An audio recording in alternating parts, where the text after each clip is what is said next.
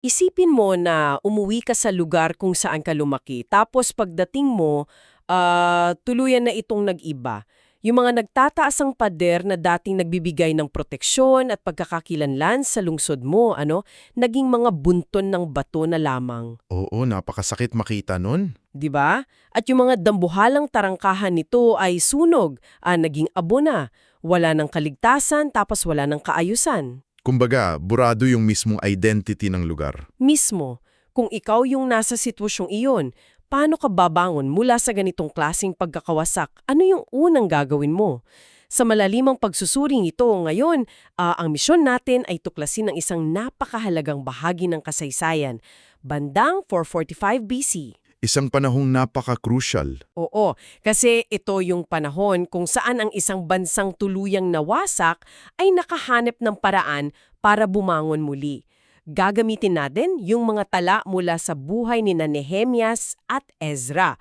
Bale, ang pangunahing layunin natin, intindinghin kung paano yung pagpapatayo ng mga pisikal na pader ng Jerusalem ay naging simula lamang. Naging stepping stone, kumbaga. Tama, naging mitya ng isang malawakang espiritual na pagbabago at nagbigay ng pag-asa para sa isang bagong hinaharap.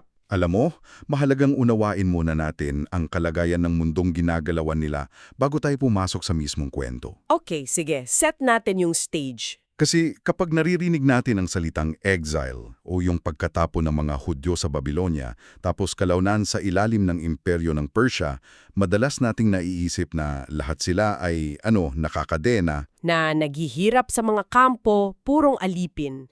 Oo, ganun yung stereotype. Pero, ang katotohanan, mas komplikado siya. Yung patakaran kasi ng mga imperyong ito ay asimilasyon. Meaning, pinapabilang nila yung mga bihag sa sarili nilang lipunan? Yaksakto. Dahil dyan, maraming mga Hudyo ang nakapagtayo ng sariling mga negosyo, nagkaroon ng napakaayos na pamumuhay, at yung ilan, tuluyang pumasok sa politika at tumaas ang ranggo sa gobyerno. Okay. Isang perpektong halimbawa dyan ay si Daniel at syempre, yung pangunahing tauhan natin ngayon na si Nehemias. Sila yung mga ehemplo ng mga taong hindi lang nakasurvive kundi umunlad sa isang banyagang kultura. Okay, himayin natin ito kasi medyo nakakagulat yan eh. Bakit naman? Kasi kung si Nehemias ay napakataas na opisyal, ibig sabihin, komportable na siya, wala na siyang problema. Bakit itataya ng isang taong nasa ganong posisyon ang kapangyarihan niya at posibleng yung mismong buhay niya? Pahalang iligtas ang isang gumuhong lungsod na libu-libong kilometro ang layo. Oo, paano ba niya ginamit yung impluensya niya? Kailangan nating tingnan yung mismong trabaho niya. Ayon sa mga tala, siya ay ang cupbearer o tagadala ng kopa ni Haring Artaxerxes ng Persia. Kapag sa modernong paniniig, baka isipin mo, parang waiter lang, isa lamang itong taga-abot ng inumin. Oo, parang glorified butler. Pero sa sinaunang pamamahala ng Persya, ang posisyong ito ay may kaakibat na napakatinding kapangyarihan. Para mas madaling ma-visualize ng mga nakikinig, ang pagiging cupbearer ay parang pinagsamang chief of staff at pinuno ng secret service ng isang presidente. Magandang analogy yan. 'Di ba?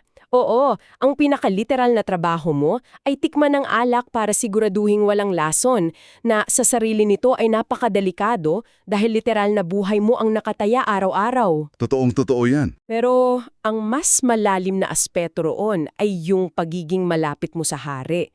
Naruroon ka sa mga pinaka-pribadong sandali, sa mga sekretong pagpupulong, trabaho mong itago ang mga sinasabi ng hari kapag nalalasing siya. O kapag nagiging emosyonal yung hari, ikaw ang kanyang pinakatinatanggap na confident. Ikaw yung tagatago ng sekreto. At dahil sa antas ng tiwalang iyon, nasa kanya ang tainga ng pinakamakapangyarihang tao sa buong mundo noong panahong iyon. Pero dito nagkaroon ng matinding komplikasyon Ano yun nangyari? Isang araw, habang nabubuhay siya sa luho ng palasyo, dumating yung kapatid niyang si Hanani kasama ang ilang mga lalaki mula sa Juda. Dala nila ang balita na yung mga Hudyong nakabalik sa Jerusalem ay nasa matinding kahihiyan. Sira-sira pa rin yung pader, di ba? Oo, sunog ang mga tarangkahan. At ang mga tao ay biktima ng walang tigil na pang-aabuso mula sa mga nakapaligid na tribo. Wala silang depensa. Isipin mo yung bigat ng kontrast na iyon sa isipan ni Nehemias. Nakasuot siya ng pinakamagarang seda, umiinom ng pinakamasarap na alak na nakalagay sa ginto, habang yung mga kababayan niya ay literal na nakatira sa abo. At natutulog ng may takot gabi-gabi. Grabe! Kaya nang marinig niya ito, hindi lang siya nalungkot, nanlumo siya. Ayon sa tala, umiyak siya, nag-ayuno ng ilang araw at nanalangin. Pero hindi siya natali sa sarili niyang emosyon. Alam niyang may kailangan siyang gawin. Kahit na napakadelikado nito. Oo. At yung aksyong iyon ay nangangailangan ng napakatinding paghahanda sa aspekto ng psikolohiya. Kasi sa batas ng palasyo ng Persya, bawal magpakita ng kalungkutan sa presensya ng hari. Bawal sumimangot? Bawal talaga. Ang palasyo ay dapat lugar ng perpektong kaligayahan. Kung ipapakita mong malungkot ka, maaari itong ituring na pagre-rebelde. O kaya, banta sa buhay ng hari, na ang parusa ay kamatayan. Mismo, kamatayan ng kapalit. Subalit, napansin ng hari ang mukha ni Nehemias at tinanong siya kung bakit siya malungkot, gayong hindi naman siya may sakit. Sa sandaling iyon, alam ni Nehemias na nasa bingit siya ng kamatayan. Kinabahan siya ng sobra. Isipin mong nasa isang mahalagang corporate board meeting ka kasama ang isang CEO na may kakayahang ipapatay ka kapag hindi ka ngumiti. Ganon katindi yung pressure eh. Oo, nakasaad sa tala na nakaramdam siya ng matinding takot. Pero pagkatapos ng isang napakabilis na panalangin, siguro isang tahimik na pagtawag sa Diyos habang nakatingin sa mga mata ng hari, nagsalita siya. Ipinagtapat niya ang kalagayan ng kanyang lungsod at humingi siya ng pabor na payagan siyang umuwi para itayo itong muli. At sa isang iglap, hindi lang pumayag ang hari, binigyan pa siya ng mga liham para sa ligtas na paglalakbay. Pati mga opisyal na dokumento para makuha ng mamahaling tabla mula sa kagubatan ng imperyo. Ang linaw na yung mekanismo ng tagumpay na iyon ay hindi lang nakasalalay sa swerte, di ba? Ginamit ni Nehemias yung napakahabang panahon ng pagbuo ng tiwala sa pagitan nila ng hari. Naging tapat siya sa kanyang trabaho kaya hindi ito nakita bilang isang politikal na banta. Isang personal na kahilingan ng isang tapat na kaibigan. So ngayon, may pondo na siya, may opisyal na permiso, at may mga materyales. Pero ang pagpasok sa Jerusalem, isang panibagong problema iyon. Oo, kasi kung magdadala ka ng pera at materyales ng hari sa isang probinsyang wasak at walang proteksyon, parang naglagay ka na rin ng malaking target sa likod mo. Literal, na inaanyayahan mo yung mga magnanakaw. Kaya nga, paano niya in-execute yung misyon nang hindi siya pinapatay o ninakawan sa unang araw pa lang? Gumamit siya ng matinding taktika at pag-iingat. Pagdating niya sa Jerusalem, hindi siya nagtawag ng malaking pagpupulong para ipagsigawan ang plano niya. Hindi siya nag-press conference. Hindi. Sa halip, 3 araw siyang nanahimik. At pagsapit ng gabi, palihim siyang lumabas kasama ang ilang tao para personal na inspeksyonin ang mga gumuhong pader. Kailangan niyang makita ang tunay na lawak ng pinsala, di ba? Yung realidad ng sitwasyon nang hindi nahahaluan ng politika o ng opinyon ng mga lokal na leader. At nang makuha na niya yung buong larawan, sa kanya tinipo ng mga tao at inilatag ang plano. Hinimok niya sila. Sabi niya, bumangon tayo at magtayo. Pumayag naman ang mga tao, nagkaroon sila ng pag-asa, pero syempre ang pagpapatayo ng isang matibay na lungsod ay isang direktang banta sa mga nakapaligid na leader. Agad pumasok sa eksena sina Sanballat, Tobaya at ang mga lokal na tribong Arabo at Amonita. Hindi lang ito simpleng inggit eh. Sa aspeto ng geopolitics, kapag ang Jerusalem ay naging isang matibay at nakapagsasariling lungsod, mawawala ng kapangyarihan yung mga warlords na ito. Yung mga matagal nang sinasamantala ang kahinaan ng mga Hudyo. Kaya nagplano silang lumusob ng palihim para patayin ang mga manggagawa at ihinto yung proyekto. At ang naging tugon ni Nehemias sa bantang iyon ay nagpapakita ng isang perpektong balanse. Hindi nila abandona ang kanilang espiritual na pananalig. Pero hindi rin nila binaliwala yung lohika at pisikal na paghahanda. Oo, nanalangin sila sa Diyos. Ngunit pagkatapos nilang manalangin, naglagay sila ng mga gwardya araw at gabi. Meron silang sistema kung saan ang mga nagtatrabaho ay may hawak na kagamitang pangsemento sa isang kamay, Tapos, may nakasukobit na espada sa kanilang tagiliran. trowel sa isang kamay, espada sa kabila. Hinati nila ang mga tao. Kalahati ay nagtatrabaho, kalahati ay nakaalerto hawak ang mga sibat at pana. Ang nakakabilib dito ay yung dedikasyon nila sa kabila ng panganib. Teka, kailangan kong mag-pushback dyan pagdating sa timeline? Sige, paano? Sinasabi sa mga tala na natapos nila ang buong pader ng Jerusalem, isang dambuhalang pader ng isang buong lungsod, sa loob lamang ng 52 na araw. Oo, 52 days. Habang nasa ilalim sila ng banta ng digmaan at kalahati, sa kanila ay nagbabantay imbis na nagtatrabaho, parang imposible yun eh. Nakakagulat nga. Paano nangyari sa physical at mental na aspeto na hindi sila na burn out o sumuko sa pagod? Alam mo, ang sikreto ng ganun kabilis ng construction ay yung mekanismo ng kanilang pag-oorganisa. Hindi ito itinayo ng isang sentralizadong kumpanya na may mga bayarang manggagawa. Ay, hindi sila nag-hire ng contractor? Hindi. Ibinatay ni Nehemias ang trabaho sa personal na interes at kaligtasan ng bawat pamilya. Kumbagi sa atin, ito yung sinaunang bersyon ng bayanihan, pero may halong matinding survival instinct. Paanong survival instinct? Itinalaga ni Nehemias na bawat pamilya, bawat grupo, mga pare, mga ngangalakal, pati na yung mga gumagawa ng pabango, ay bubuo ng bahagi ng pader na tapat mismo sa kanilang mga bahay. Kaya pala napakabilis.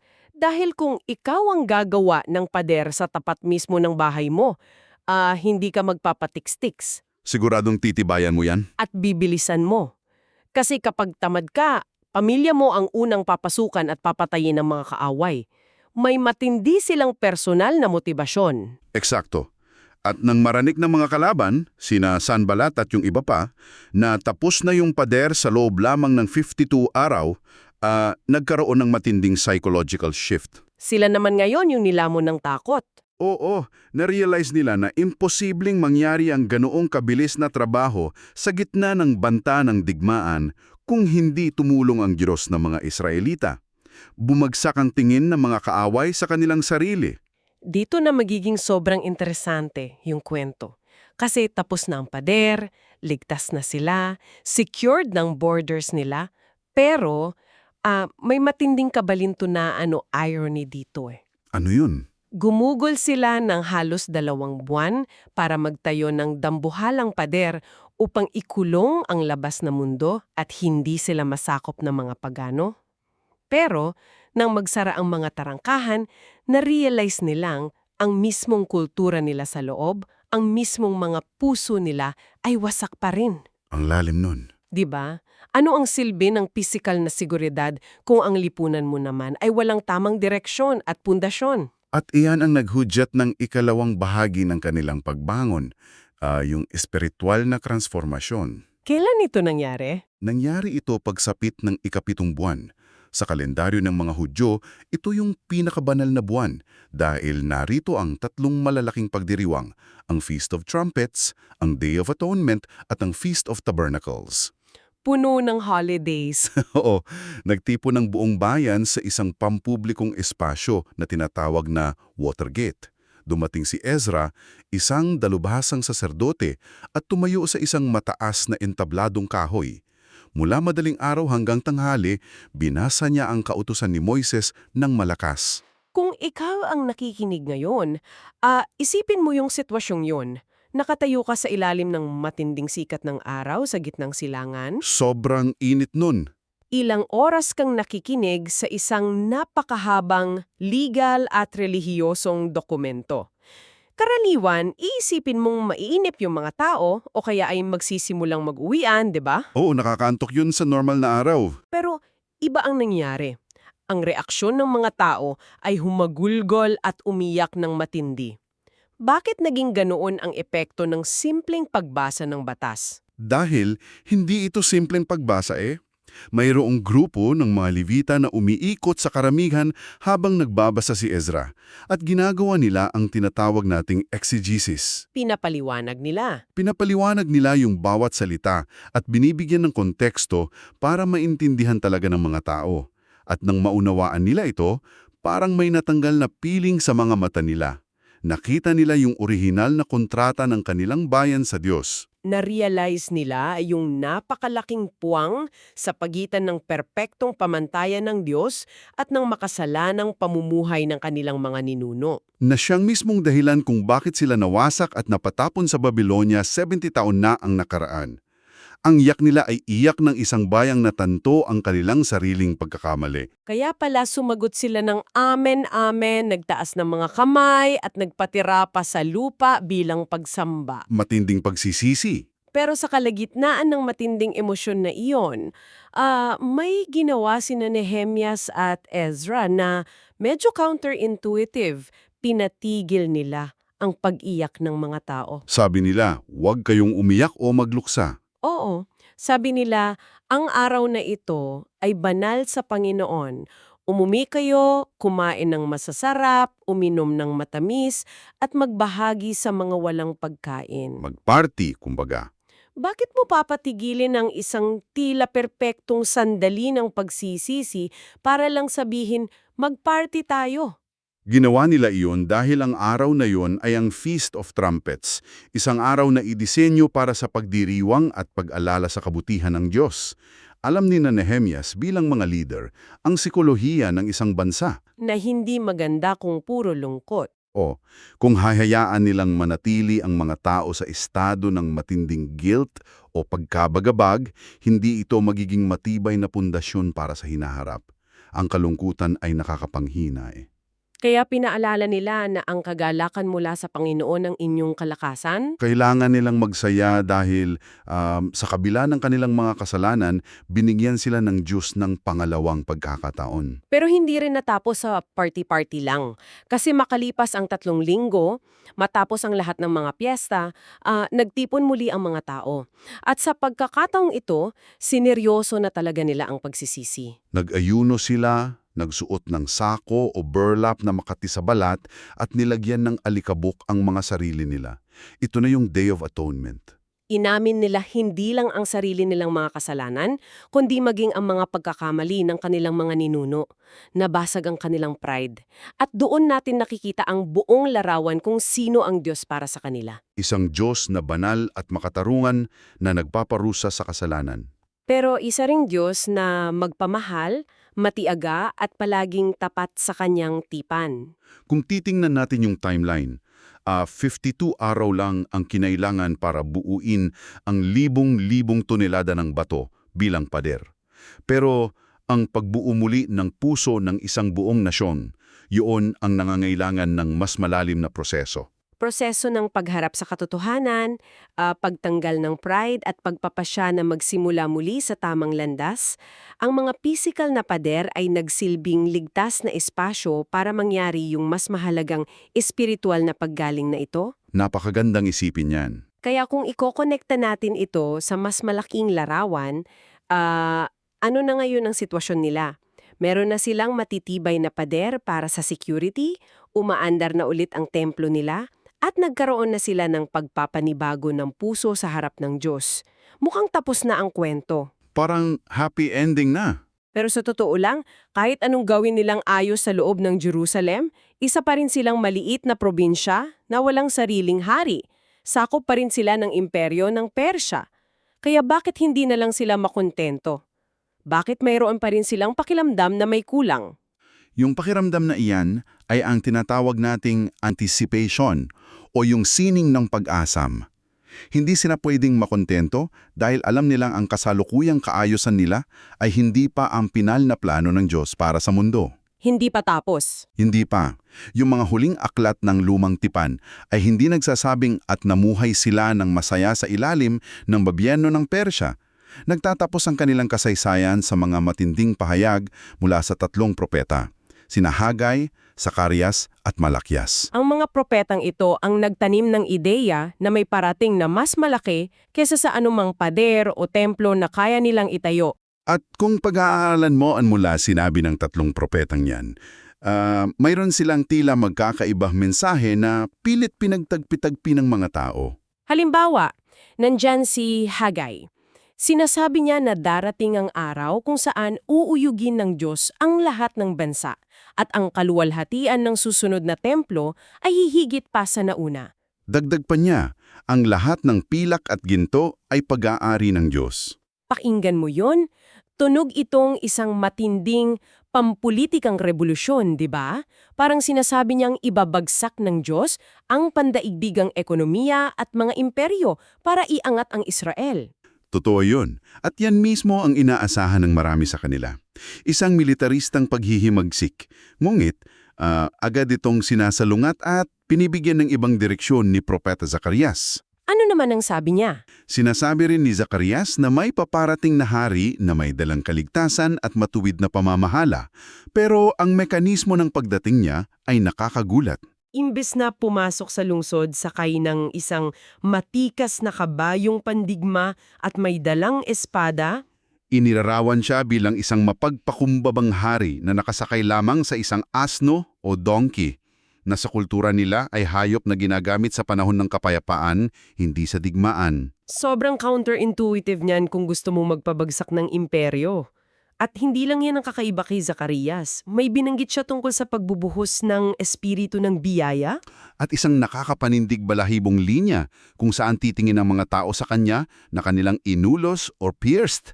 Iiyakan nila ito ng matindi na parang namatayan ng panganay na anak. Tapos may bubuksan daw na bukal para hugasan ang kanilang mga kasalanan. Imbis na manakop ng ibang bansa gamit ang dahas, parang inilalarawan ni Zacarias ang isang kaligtasan na mangyayari sa pamamagitan ng matinding pagdurusa. Sakripisyo ng mismong leader nila, paano nila ipinagtagpi iyon sa isip nila? Yan yung tensyon na sinubukan nilang intindihin sa daan-daang taon na sumunod. At para mas maging malinaw ang paghahanda, pumasok si Propeta Malakias sa huling bahagi. Ano ang ambag ni Malakias sa anticipation na ito? Sabi niya, bago pa man dumating ang mismong Panginoon sa kanyang templo, may ipapadalang mensahero para ihanda ang daan. Isang taong may dalang espiritu tulad ni Propeta Elias. Kumbaga, tagapaghanda. Oo. Ang layunin ng mensaherong ito ay ayusin muna ang kultura, ang puso ng mga tao, upang kapag dumating na ang araw ng katuwiran, handa na ang Israel na tanggapin ang paggaling na dala nito imbes na matupok sila sa kanyang kabanalan. Ibig sabihin, ang lahat ng paghihirap nilang iyon, ang pagbuo ng pader sa loob ng 52 hours habang may hawak na espada, ang pag-iyak sa tapat ng Watergate habang binabasa ang kautusan, hindi iyon layunin sa sarili nito. Hindi yun ang end goal. Ema ng kasalanan at magdadala ng tunay na kapayapaan sa buong mundo. Eksakto. Binigyan sila ng Diyos ng isang pisikal na espasyo, yung muling itinayong Jerusalem, hindi para maging permanenteng solusyon, kundi para magsilbing entablado. Yung anticipation na iyon ang naging sulo na nagbigay liwanag sa kanila sa loob ng mahigit 400 taon ng katahimikan. Bago tuluyan magsimula ang mga kwento sa bagong tipan. Alam mo, kung babalikan natin ang lahat ng napag-usap natin, mayroon itong napakakalinaw na aplikasyon sa buhay nating lahat.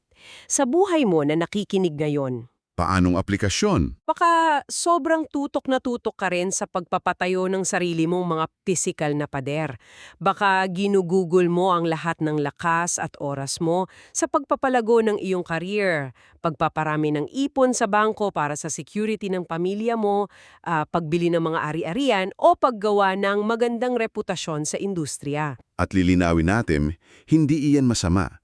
Importante ang mga bagay na iyan, tulad ng kahalagahan ng pagtatayo ni Nehemias ng pader ng Jerusalem para sa proteksyon. Ngunit, ang kwentong ito ay humihingi na suriin natin ng mas malalim ang ating mga sarili. Habang ginugugol mo yung iyong 52 hours, buwan o mga taon sa pagpapatibay ng iyong mga panlabas na depensa, kumusta naman ang iyong espiritual na pundasyon?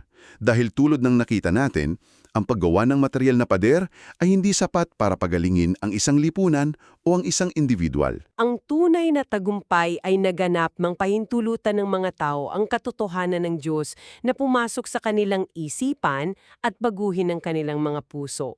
Ang anumang material na seguridad na pinaghirapan mo ay mawawalan ng pangmatagalang saysay kung ang kaluluwa mo sa loob nito ay nananatiling wasak. Pag-isipan mo ito bago tayo magtapos.